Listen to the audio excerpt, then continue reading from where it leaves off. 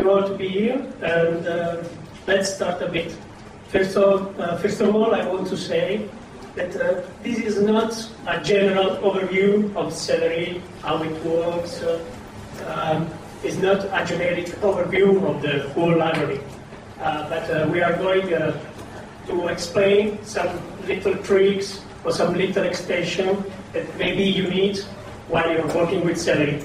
Then I will give you just an introduction to Celery and Django-Celery, and then go forward some specific task and extension. Okay, just a bit about me, because I'm unknown. I'm a web developer, and basically I love working with Python, but you know, when you're working for a company, you can't always work with the same language. There is some production needs, and then I'm working with PHP for front-end, and Java, Android, JavaScript. I'm a little Celery contributor, very little, just few line of code, one of the hundreds, of course. And about Jamendo, the company where I'm working for. Jamendo is basically a community of free music. We are not buying a license of very low music. We just allow artists to upload their music and share with users through a Creative Commons license.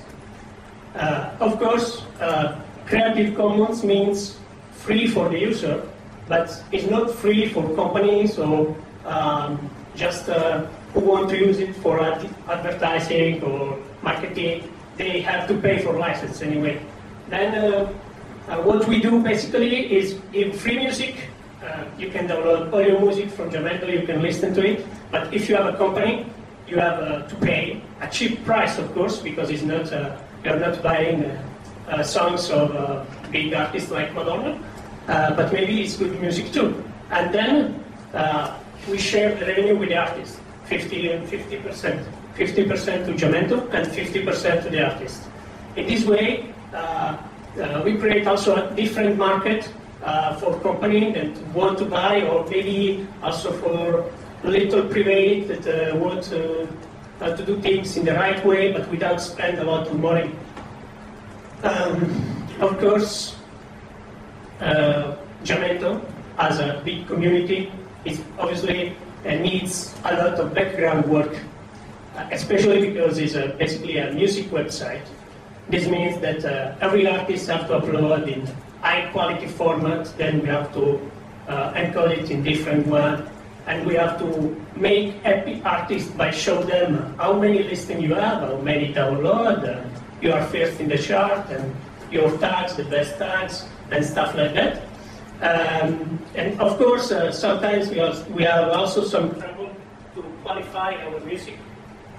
Sometimes we don't know if a song is jazz or if a song is pop, and for do that, we use some external service for music analysis. They give back us some data, and we use this data, merge it with other data for trying to qualify the music. And of course, we also use different sources like MTAG.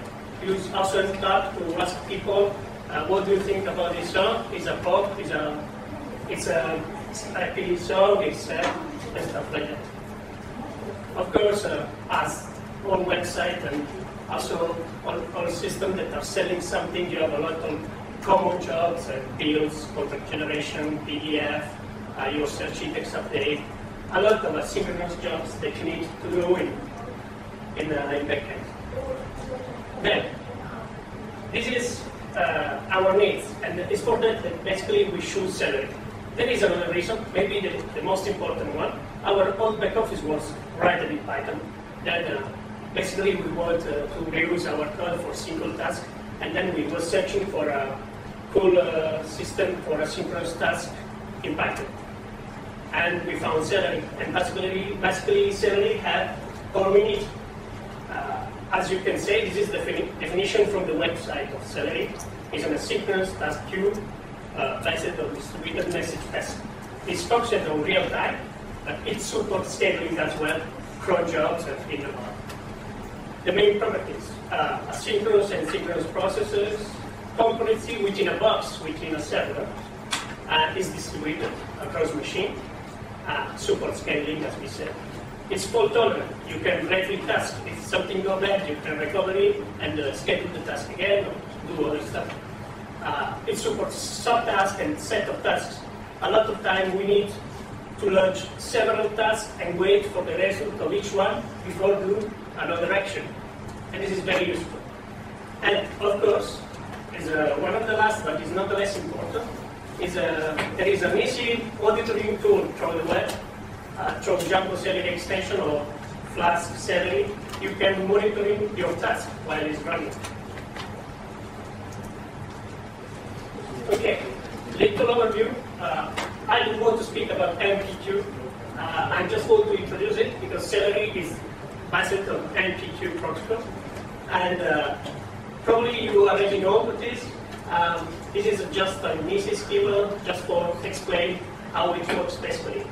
You have a list of producers that send the message to an exchange. And the queue is pinned to the exchange.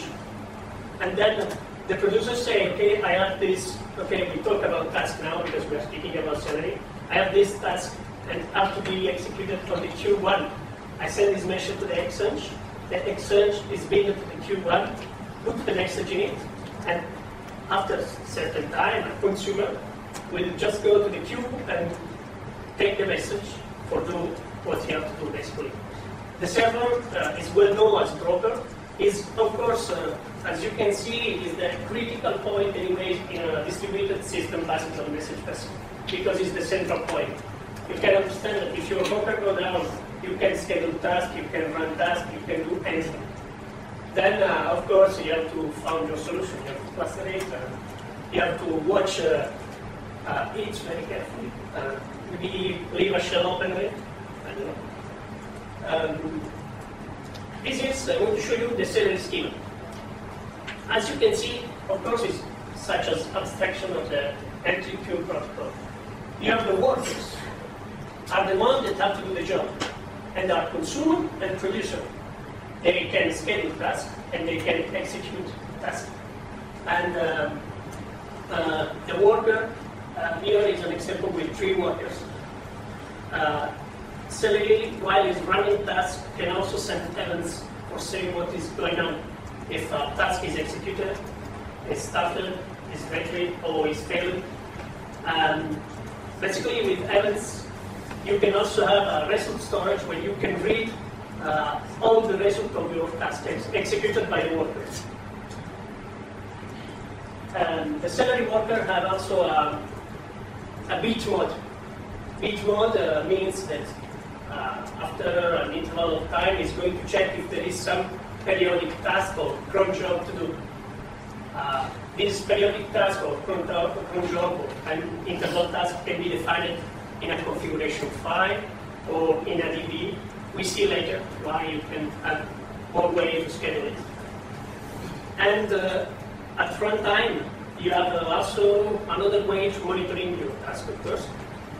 Instead of reading the result storage, you can also have a Celery bond that is simply a process that shows you in a Boolean shell what is going on by receiving the events from the worker and tell you the task number 3 is failed or the task number 4 is running on the worker 2. And this is, everything is based on event, of course. If you want to do it, if you don't want, you can simply have your worker running without sending any event to anyone. If you don't want to care what is going on, or you don't want a real-time monitoring.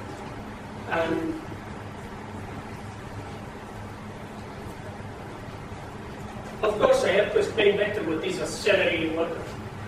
A Celery worker is mainly the daemon that executes the tasks that are scheduled. Basically, it's a consumer. It takes the message from the broker, where it's defined a task name and some args, and take it and execute it on the machine. Can serve one or multiple queue. You can define when you launch your worker, you have to set this queue, and this other queue, or maybe just 2 or just 1, or 1 also. Okay. I continue without because I think it's the same. Like 15 minutes ago, so.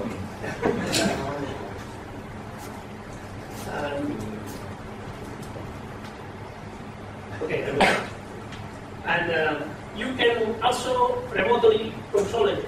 This is done always through the program. You can send message to the worker to say shut down yourself if you want to shut down a specific worker, or if you want to start it again. There is the concurrency within a box, within a server, as I said before. This means that you can launch a worker and say, okay, you can run 5 tasks maximum at the same time.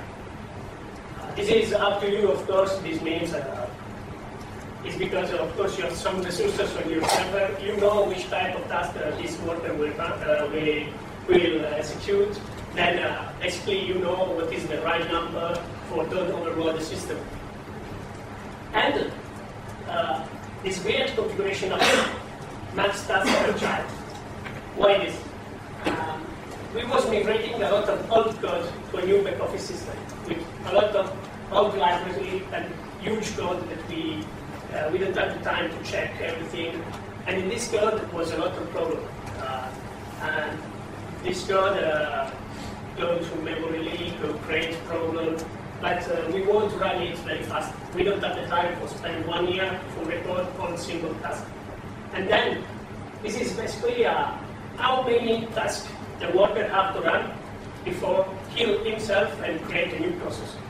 For avoid, a problem by bad code or maybe external libraries that you have to use, but you can't check or change it. I know maybe it's not the nice way, but it's useful when you want to do it fast and then come back to rewrite some of your code. And this is an example of how you can launch your worker. And as you can see, the -L option is the login level info. And the concurrency settings is 5 here. This means that I can execute only 5 tasks at the same time. And I'm also saying to the worker which queue you have to serve. Only the Q1. And -E. -E is events enabled. Because I want to know, I want to receive events and for understand what is going on, and which tasks are running. And this is an example of the output of the comment. As you can see, you have your competency set it as 5, events on, and you have the Q1 on the exchange. Okay, the exchange have the same name of the queue. Sorry for that, but it's just because I call it the same exchange on the same queue. And of course, it's been to the Q1. This is important. If you see, the pool worker, 1, 2, 3, 4, 5, because we have a concurrency set to 5. This means that Celery launch 5 pool workers that are ready to grab tasks and execute it. And this is just ready to receive tasks from the program. Of course, you have a main configuration file where you set up all your information about the broker host, the build host, the minimum stuff that you need. Thanks, it works? Great. I have to start again. Okay. Okay, I was saying that, okay, I didn't remember anymore. Maybe it was a big concept. Simple task, the first task that we want to write with Celery. Okay, this is my favorite task. Mainly, it's my objective. And you can write it with decorators. You can also import the task-based class and simply use extend the task class of Celery. This is an example with decorator. And this is make money, of course, how much, as you can easily understand what the task do. This is an example by a Python shell of how to schedule the task. The methods delay say simply schedule the task, send a message to the broker, basically. This means that I can have 5 Celery workers on 5 servers. On one of these, I'm just going to call the method delay with the right tax, in this case $200. And after the results get, it's waiting for result. until the results are not ready, he didn't give you back any output. Sometimes people are a bit confusing because it seems that you are simply running the task on the worker when you have the shell open, but this is not true. The worker is a producer, send a message to the broker. Maybe it's him that gets back the message again for executing, if he's the only worker in the whole cloud. But can be also executed for other workers that are actually listening to the broker, to the queue that you define. Okay, until here it's quite simple. A great thing of Celery that you can Retrying task. Now, not to make money in real life. We have a new parameter. I don't know, I have it, I don't know if you have it. It's wife. Default is true for me. And this is basically what happened the first time that you execute a task. You have an exception. You can't make money if you have a wife. Then, what happened? Okay, this is true now, but it's not true in the real life. You can come back and put the wife at false. And basically it's what you see. If there is an exception in this block of code, you recall the same task with the Retry method. The exception, the countdown means from now, how many seconds I have to wait for Retry the task again, and the args. The second args is set to false. This means that after 6 seconds, this task run again with wife at false, and you can earn your money. Maybe you are not enough for Bora Bora, but anyway, it's a little step. Why passing also the exception to the Retry method? Because Celery by default have also a Retry max Retry parameter. This means that a task can Retry maximum 30 times. What happens if this task run 30 times, always with an exception? That the exception that you're passing in the Retry method is braced, and in this way you can understand, you can read your exception and see what is going on. The countdown, of course, is very useful because if you imagine an example that you have to work with external API or services that sometimes are down or they are not responding, in this way you can try after a bit of time, or maybe you can also Retry the task with an incremental Retry. You can increment the time of the 50%. You can do what you want, basically. This is a bit more complex. It's task set. This means that I'm going to launch several tasks within another task. I just define a task set, as you can see here. This is basically a real task, or an extraction or a real task that simply have to get 2,000 track and split it in slices of 1,000 and create an XML file of each 1,000 of this track. Of course, I don't want to do it in a big task, because if something goes wrong, I have to start to rebuild again some files, or maybe I have to re-upload again some files. And also it's a bit difficult to understand which task is giving you the problem, or which track is not fetchable. The basic solution is, as I can split 200,000 songs of slice of 1,000, I can also run 1,000 tasks that are going to do this job on only 1,000 songs. And this is basically what the task sets do. You just define a set of tasks by passing them the subtask parameter, as you can see. You define a list of tasks, and for each slice, in my case, slice is just a list of IDs. Each slice contains 1,000 songs, and you append to this list of tasks a subtask of Celery. Upload track slice is the simple task that does the job, that upload some track information on an FTP. And subtask and the args that you want to pass to your subtask. In this case, my slice, my 1,000 IDs. After you define your task set with a list that we just created, and you call the method apply asynchronous. This means that from now, you can use a method that is called task results ready for wait for the result. Of course, if you put a while cycle here on results ready, this task will run until all the other subtasks are not finished. What does it mean? This that if you have a concurrency if you have a concurrency option on your worker, my worker can run only 3 tasks per time, and you wait for all your results inside another task. This means that you have, we can say, one place busy by this task that is just waiting results. And this is not good because you can run only 2 tasks on this worker for probably some hours, because potentially you can run a lot of tasks. And then the cool thing is that you can retry this task for just check the results. And you can do it in this way.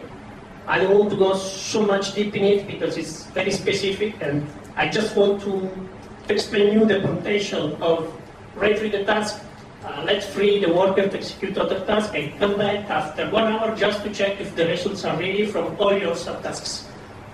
And when the results are ready and all the results are successful, you can do something else after 5, after 6 hours, after 7 hours. Or you can also say, as you can see, some of the task was failing. And you can also better understand what is going wrong, because you have each one of these subtasks in your monitoring tool are celery tasks, scheduled in the right way, like as a normal task. Then you can have better debug, and you can also rerun your single slice if something goes wrong. Okay, this is the Jamendo Task class. Of course, I don't want to explain you how we write our code. It's just for let you understand what you can do by override some common methods of the Celery task-based class. The most important thing, the most important methods, I think, are the call and the after return. In the main task class of Celery, these methods are called at the start and at the end of each task. In this way, you have an entry point and exit point, and if you need to implement some common behavior to all your tasks of your system, you can. I don't know, for now was simply create a temporary folder and fill it when the task finishes. If you need simply an atomic area where the task can write, you can create a temporary folder with the ID of the task, and when the task is finished, you can clean it. And you can do basically what you want. You can also define some common option to your task, the max trace parameters. And if you extend your class, and not anymore the Celery task-based class, you can have your personalized task. Of course, it depends what you want to do. And this is, I think, the 2 important things, because through this, you can really implement your personal behavior, you can extend it, and also for us it's more easy because new developer that is going to write new task, they don't have to care about this behavior, they have just to write the simple task and don't care about what is going on, if the temporary folder is deleted, or if we are going to finish our space on disk.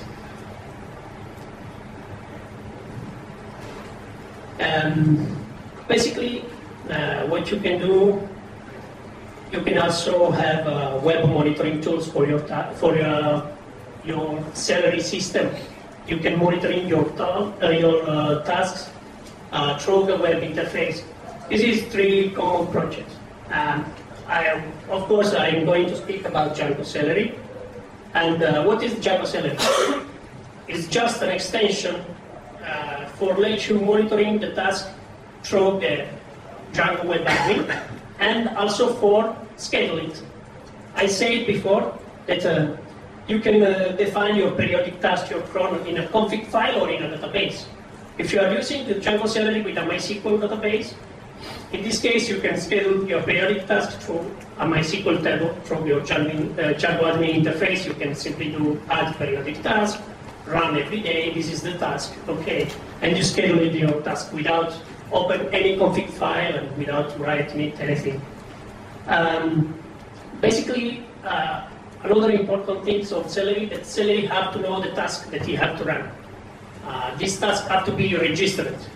This means that you have to say to Celery, where are your tasks? And with Django-Celery, this is done through the installed apps of Django. You create a package, you create a task file inside this file, you import your task inside this file, or you write your task inside this file, and through installed app, Celery is going to register these tasks. This is basically the difference when you are running through Django-Celery. Celery, of course, you have to launch it through the managed file of your Django project. Because the settings is going to replace the basic Celery code file. This means that all you write in your Celery code file have to be written in the settings of your Django project too. This is just a few lines. It's what you need for run Django-Celery on Django. You just have to add to the installed apps Django-Celery, call the setup loader, and Celery bit scheduler. Here you say to Celery, you have to get the periodic task that have to be executed from the database of Django. You can also have different scheduler, the config file. In this case, you are saying explicit to use the Django on.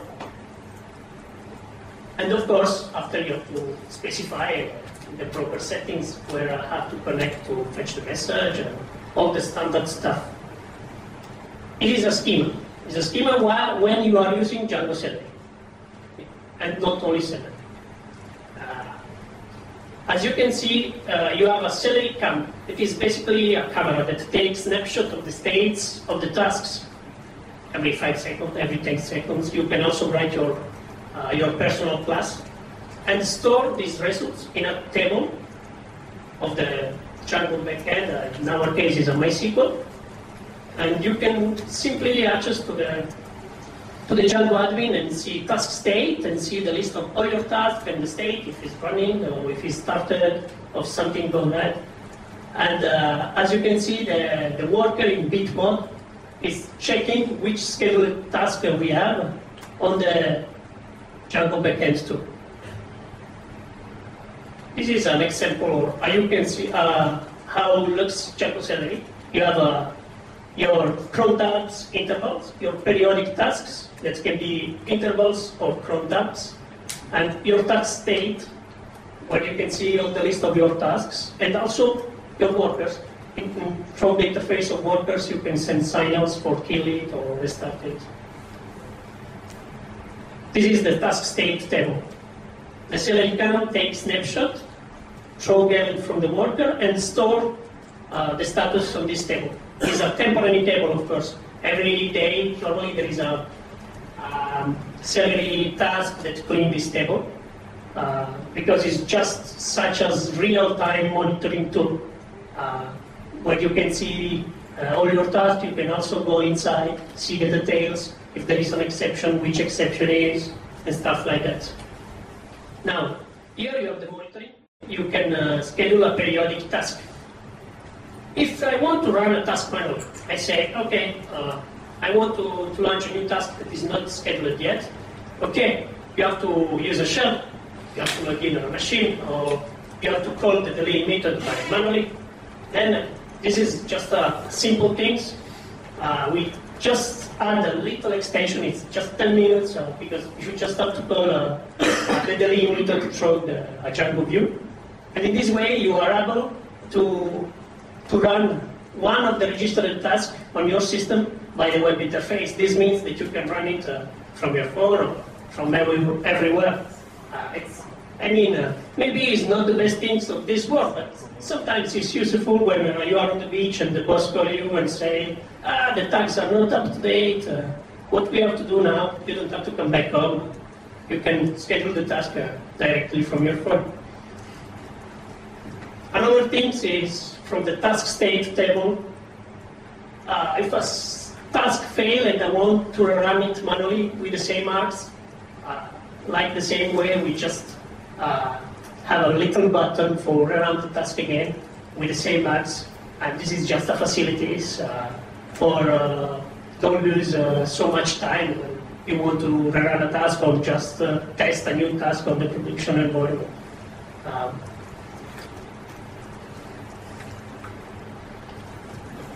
Another things that our environment needs is unique tasks. Okay, you have the rate limit, basically in Celery. You can say you can run for now until 10 minutes. This task have to be the only one of this type that have to run on the system. But it's just something specific and can be done on the task type.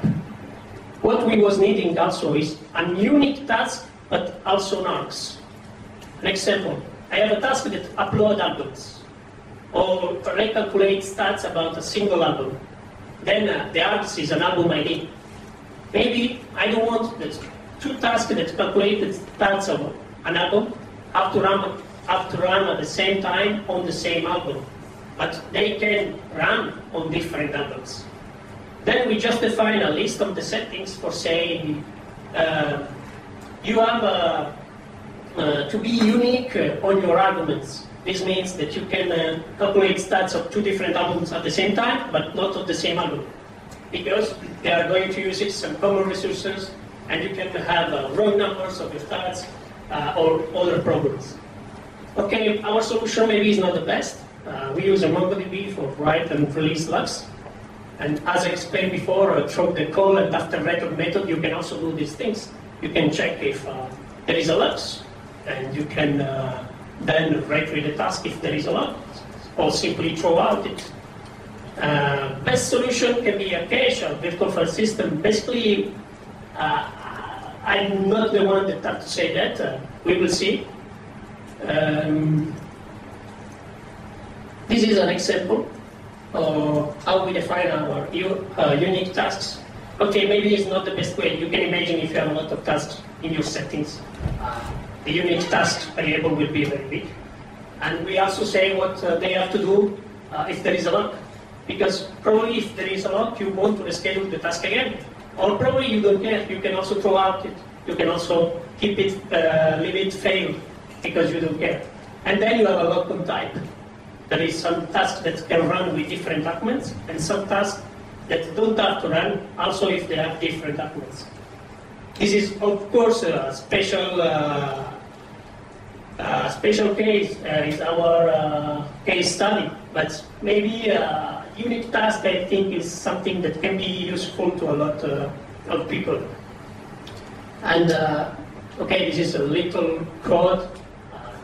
It just check if there is a log on start, and if there is, can retrieve the task or fail it. And of course, when the task finish, the log is released.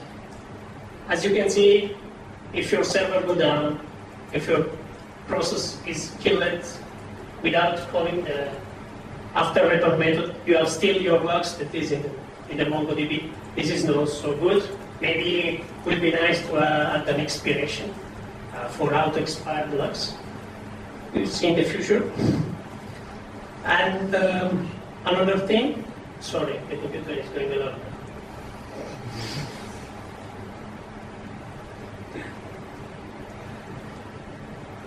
Okay. Okay. Another problem of Celery is the login. Basically, when you have a lot of workers that are running on different servers, maybe sometimes you need a centralized login. You want to read the logs in only one place, or maybe you want also to filter it because you don't want. Sometimes when you execute a task, you don't know exactly on which worker will be executed on which machine. But with Celery, the logger is a bit difficult because you have different loggers. The same handler for Celery is added to different loggers. When Celery do log some file, it's the same handler, file handler added to different objects. What does it mean? that if you get the main logger, the celery one, you will have back only the main process logs and not all logs from all pull worker or from all tasks. Then extend logging was a bit tricky because it was just signals for override the whole logging procedure of celery. And then you will lose also the logon file and you have to rewrite it or just look at the source code and reproduce it. But after the last version, it's just my little contribution. You can get back your logger after it's set up. And then you can add your handler and you can extend it without rewrite anything. Of course, in Celery, basically you have, as you see before, three main loggers, basically. The single logger of the task, the logger of the main process, and the logger of the simple pull worker.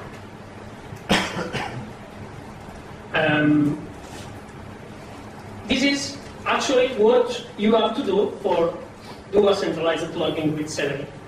You just have to import the signals and connect to these signals. In this way, every time a logger is set up, you can get it back and adding a new handler, like Celery do. In our case, we are using the syslog server. Then we add an handler for the syslog server. We specify the same format of Celery, specify a new level, and we simply add the handler. And this is all you need for centralized logging, actually with Celery. And that's basically all.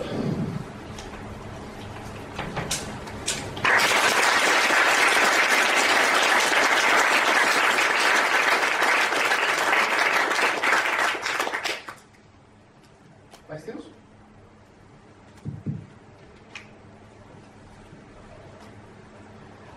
Is there any way to interact with tasks while they're running? I mean, can the task be configured to stop and wait for events to happen, like, for example, a signal from a user or something else? Basically, Celery supports also event library inside the task. Then you can also use this for wait for something. That is G-event and eventlet too. I think G-event is the main one, and eventlet is the backup one.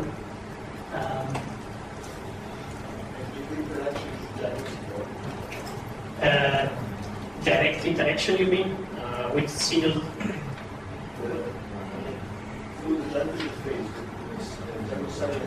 Yeah.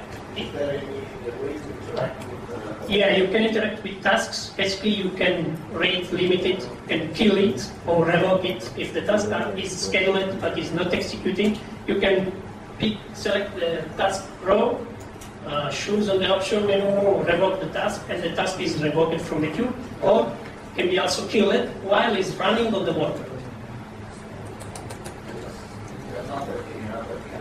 No, actually there is also rate limit, but it's just for saying this task will have to run in the next 15 minutes again.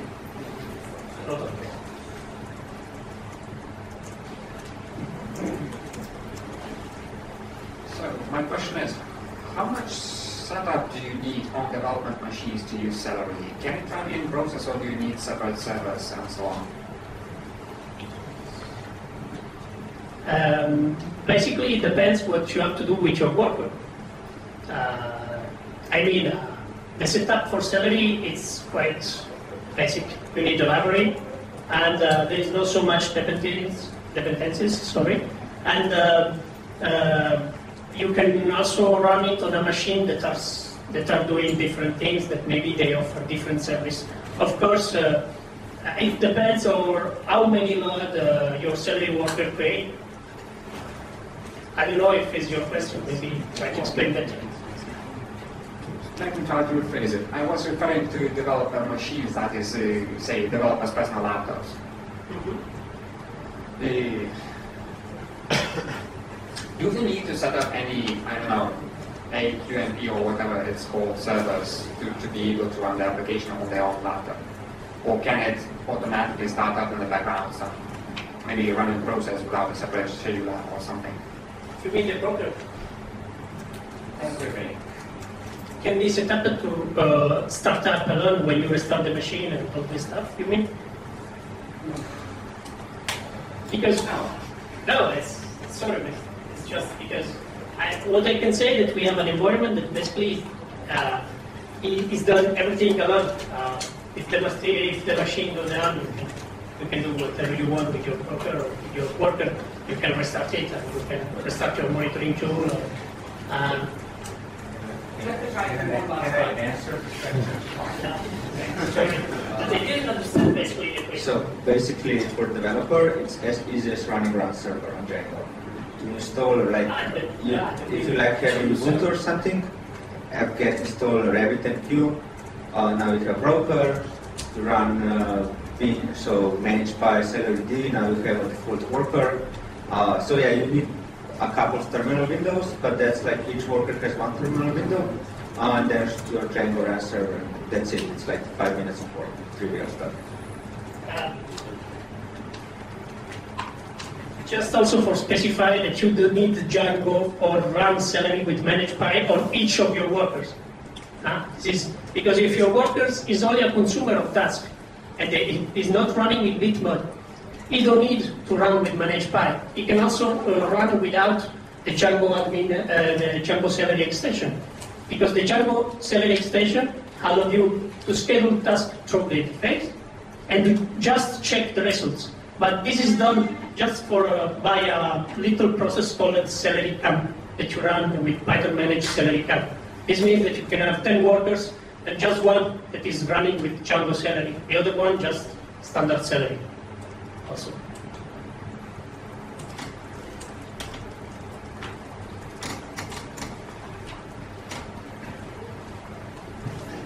So we are running since a few months Celery with Combo as backend, and we are facing a couple of problems. So maybe you can comment on that. First of all, the storage, well, the backend itself. As I understood, you're using MongoDB for results, right? Also, it's not specified in this slide, but we are using it actually. Ah, okay. So it's for results and as the broker backend, right? So for both things. No, the message passing is done by RabbitMQ. Okay. But the backend storage is done. The results are stored in MongoDB. Okay. And why? Because if you use RabbitMQ, Celery create a new queue for each on broker on RabbitMQ for each task. This means that if you are running 2,000 of tasks, after a bit you will have 2,000 of queue or RabbitMQ, and each queue is a L1 process. And 2 weeks ago our broker go down for this reason, and then we change to MongoDB backend. Sorry, I didn't show the option, the backend result, the result storage. But basically, it's always better to use a MongoDB or anyway a DB and never a proper. Well, actually, we switched off the results because we don't need them. So okay, so maybe next question about memory leaks, which we also have. And with Celery? Yeah, with Celery. The workers are growing enormously from time to time, and you use max tasks per child. Max task per child. Yeah. Yeah, well, it's like it seems like some random points. So maybe you have any like I don't know. Basically, hints where to look at. We had this problem before, but because we are using a lot of old libraries, self-operated framework, there is a lot of shitty code, and of course, the boss say, "Come on, we have to go live," and you don't have the time for to write everything. Then we are using this option, and until now, we don't have any problem of memory leaks on worker. But I think that it also depends on some single tasks. As you know, there is no limit to the shit that can happen on a task. That can happen everything. There's a setting that you can set up to like a threshold and say, hey, if this task exceeds, I don't know, some memory usage or time, just please notify me. I think that there is no already done way. You would run a supervisor or something. Yeah. Okay. Anyway, a standard common stuff that you can use for. Yeah, it's quite strange because you have to monitoring your back office tasks, such as monitoring of monitoring. You know. Okay. Well, sorry, it was my first time. Then I speak a bit faster, so then sorry. That's great.